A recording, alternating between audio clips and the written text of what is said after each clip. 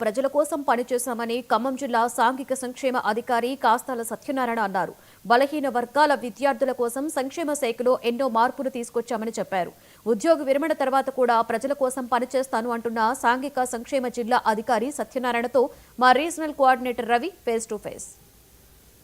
ఖమ్మం జిల్లా సంక్షేమాధికారిగా అనేక బాధ్యతలు నిర్వహించి దాదాపు 34 సంవత్సరాల పాటు ఒక ప్రబుద్ధ ఉద్యోగిగా ప్రారంభించి అనేక పదవులు అనుభవించి ప్రధానంగా ఇప్పుడు ఖమ్మం జిల్లాలో ఉన్నటువంటి గెజిటెడ్ అధికారుల సంఘానికి జిల్లా అధ్యక్షుడిగా కొనసాగుతున్నటువంటి డిడి సత్యనారాయణ గారు ఉన్నారు. వారిని అడిగి 34 ఏళ్ల ప్రస్థానంలో తను చేసినటువంటి ఏదైతే సంబంధించినటువంటి తన సేవల్ని ప్రభుత్వ ఉద్యోగులకే కాదు అదేవిధంగా ప్రజలకు కూడా తను చేసినటువంటి సేవల్ని మరొకసారి తెలుసుకున్నాయి. అట్లాగే సార్ని కూడా అడిగి వివరాలు తెలుసుకున్నాయి.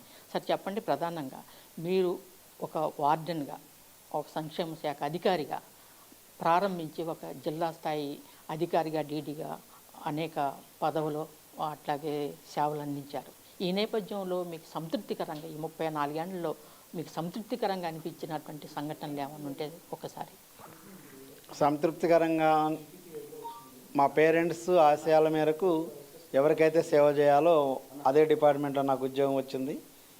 నేను ప్రభుత్వం నుంచి ఉద్యోగం తీసుకుంటూ సేవ ఏమి కాదు, అది సర్వీస్ చేయాల్సిన బాధ్యత ఉంది కాబట్టి ప్రభుత్వం నుంచి శాలరీ తీసుకుంటూ ఆ ప్రభుత్వ నిబంధనలకు లోబడి ఉన్నతాధికారుల ఆదేశాలను పాటిస్తూ నేను నా వృత్తిని కొనసాగిస్తూ వచ్చా.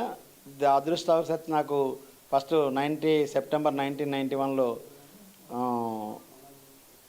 కలెక్టర్ లక్ష్మీ పార్సారథి భాస్కర్ గారి చేతుల మీదుగా నేను అపాయింట్మెంట్ ఆర్డర్ తీసుకొని వాజేడులో జాయిన్ అయిపోయాను. చాలా దూర ప్రాంతమైనా కానీ నక్సల్స్ ప్రాబ్లం ఉంటుందని తెలిసినా కానీ నాకు మా పేరెంట్స్ సహకారంతో, మా ఫ్యామిలీ సహకారంతో నేను అక్కడికి వెళ్ళి జాయిన్ అయ్యాను. జాయిన్ అయిన తర్వాత చిన్న చిన్న షాక్స్ జరిగినాయి. హాస్టల్ ఫైర్ అవ్వటం, తర్వాత పోలీస్ స్టేషన్ ఒకటి ఫైర్ అవ్వటం, అక్కడ చిన్న చిన్న డిస్టర్బెన్స్లు రావడం. నాకు ఎలాంటి డిస్టర్బెన్స్ రాలే ఎవరితోటి. నేను సక్సెస్ఫుల్గా అక్కడ పని చేసుకుంటూ నెక్స్ట్ ముచ్చెర్లకు ట్రాన్స్ఫర్ అయ్యి వచ్చాను. ముచ్చెర్ల నుంచి ఖమ్మం వచ్చా. ఖమ్మంలో నేను అసిస్టెంట్ సోషల్ వెల్ఫేర్ ఆఫీసర్గా ప్రమోషన్ తీసుకొని మరిపేడ బంగ్లాకి వెళ్ళా. మరిపేడ బంగ్లా నుంచి మళ్ళీ భద్రాచలం ఏఎస్డబ్ల్యూకి వెళ్ళాను. నేను మళ్ళీ ఏ హాస్టల్కి అయితే వార్డెన్గా పనిచేశానో అదే హాస్టల్కి మళ్ళీ నేను అధికారిగా వెళ్ళా. అక్కడ చాలా హ్యాపీ ఫీల్ అనిపించింది. అప్పుడు గతంలో నా దగ్గర స్టూడెంట్స్ ఉన్న వాళ్ళందరూ కూడా నన్ను వచ్చి కలిశారు. తర్వాత అక్కడ నుండి డిస్ట్రిక్ట్ సోషల్ వెల్ఫేర్ ఆఫీసర్గా మధుర ఏఎస్డబ్ల్యూ చేస్తూ ఎఫ్ఎస్సిగా మా ఉన్నతాధికారులు గుర్తించి జిల్లా అధికారిగా కలెక్టర్ గారి సహకారంతో, లోకేష్ కుమార్ గారి సహకారంతో డిఎస్డబ్ల్యూగా 2017లో జాయిన్ అయ్యాను. 2017 నుంచి ఈ రోజు వరకు కూడా హ్యాపీగా పనిచేస్తున్నా. నేను పనిచేసిన ప్రతి పనిలో కూడా కోవిడ్ టైంలో కోవిడ్కి సంబంధించినట్టు ఒక ప్రత్యేకమైనటువంటి అధికారిగా మీకు ఆనాడు మన్ననలు పొందారు కలెక్టర్ నుంచి. ఆనాడు ఏదైతే మీరు నిర్వహించిన పాత్ర ఎలా ఉంది? జిల్లా అధికారులకి చాలామందికి డ్యూటీలు వేశారు. అందులో భాగంగా నాకు కూడా బెడ్డింగ్ అరేంజ్మెంట్స్ కానీ, తర్వాత సెంటర్ ఇన్ఛార్జిగా కానీ నన్ను ఆ రోజు కర్ణన్ గారు నా మీద నమ్మకంతో చేశారు, నన్ను అపాయింట్ చేశారు.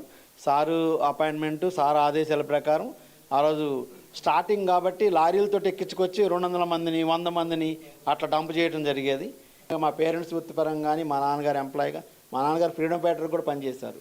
ఆయన స్ట్రగుల్స్ కూడా చెప్పేటోళ్ళు. నేను వాజేడి పోయినప్పుడు ఇట్లా నక్సల్స్ ఉన్నారా అది ఇది అంటే, మేము కూడా ఫ్రీడమ్ ఫైటర్కి ఉన్నప్పుడు నెమల్ క్యాంపులో మాకు కూడా పేల్చారు వాళ్ళు. మనం చేసే పని మనం చేస్తూనే ఉండాలి, వాళ్ళు పేలుస్తారని చెప్పి మేము బయటకు పారి రాలేదు. మేము పని చేసాం కాబట్టి ధైర్యంగా సక్సెస్ఫుల్గా చేయాలి మనం చేసే పని అని మా ఫాదర్ మంచి స్ఫూర్తినిచ్చేవాళ్ళు.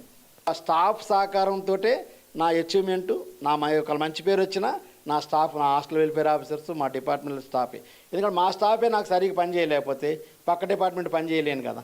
వీళ్ళ పని వీళ్ళు చేసుకున్నారు కాబట్టి నేను పక్క డిపార్ట్మెంట్ కూడా కాన్సన్ట్రేట్ చేయగలిగా. పక్క దళిత బంధు అప్పుడైతే మా స్టాఫ్ కంప్లీట్ దళిత బంధు పని కూడా చేశారు. 11 వరకు, రాత్రి 12 గంటల వరకు ఉండాల్సిన అవసరం వచ్చేది. కర్ణన్ సార్ అయితే మళ్ళీ 6 గంటలకే విలేజెస్లో అవేర్నెస్ క్యాంపులు ఏర్పాటు చేయాలని చెప్పి మీటింగ్లు పెట్టాలని. ఇప్పుడు 11 దాకా ఇక్కడ ఉన్నాం కదా, మేము కుదరదనంటే సారు 12 గంటలకు మేము ఫైల్ పట్టుకొని పోతే 12 గంటలకు కూడా సారు రౌండ్ చేస్తూ ఉండేవారు క్యాంప్ ఆఫీసులో.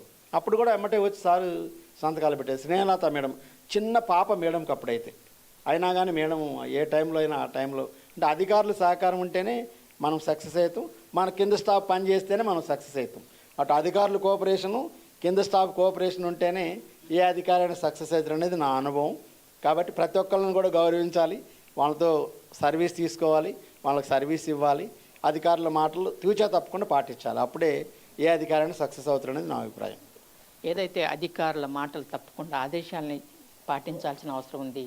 ఒక మంచి అధికారులుగా గుర్తింపు పొందాలి. అట్లాగే సర్వీసులో నాకు స్ఫూర్తి మా నాన్నగారు, ఆ స్ఫూర్తితోటే నేను మంచి భవిష్యత్తు సంబంధించినటువంటి దాంట్లో కూడా ఒక స్ఫూర్తితోటి పనిచేశానని చెప్పేసి డిడి సత్యనారాయణ గారు చెప్తున్నారు.